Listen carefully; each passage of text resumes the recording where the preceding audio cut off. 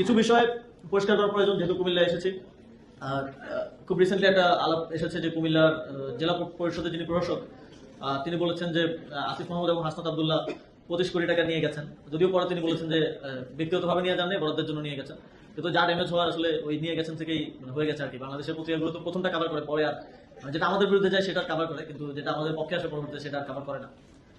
তো হাসনাত ভাই খুব বিস্তারিত এটার একটা জবাব দিয়েছেন। আপনারা দেখেছেন যে এটা একটা পারসেপশন তৈরি করার চেষ্টা করা হয়, এটা আমাদের মধ্যে বিভক্তি তৈরি করার জন্য। কুমিল্লারও আপনাদেরকে বিভিন্ন বিএনপি নেতারা হয়তো বলবে যে আসিফ এবং হাসনাত তো শুধু নিজেদের উপজেলায় নিয়ে গেছে, আর কোথাও কিছু দেয় নাই।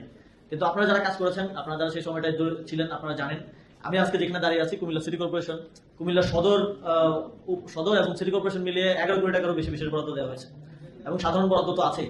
এবং ঠিক একই চিত্র প্রত্যেকটা উপজেলায় আমি যখন দায়িত্বে ছিলাম, আমি বিশেষ বরাদ্দ খাত থেকে যথেষ্ট পরিমাণ বরাদ্দ দিয়েছি, কোনো বৈষম্য করি নাই। এবং সাধারণ বরাদ্দ যেটা ছিল সেটা আপনারা জানেন যে যে উপজেলায় যত ভোটার সংখ্যা আছে, ভোটার সংখ্যার সমানুপাতিক হারে সাধারণ বরাদ্দটা যায়, এবং সেটাও প্রত্যেকটা উপজেলায় গিয়েছে।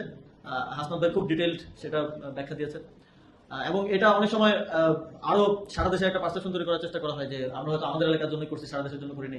আমি একটা সাক্ষাৎকারে বলেছিলাম যে ইভেন তারেক রহমান থেকে শুরু করে বিএনপির মহাসচিব, জামাত ইসলামের সেক্রেটারি জেনারেল, প্রত্যেকটা ব্যক্তির আসন হিসেবে তো যাই নাই, গেছে বাংলাদেশের একটা অঞ্চল হিসেবে, উপজেলা হিসেবে, জেলা হিসেবে, সবার আসনে বিশেষ বরাদ্দ গিয়েছে, এবং সাধারণ বরাদ্দ গিয়েছে।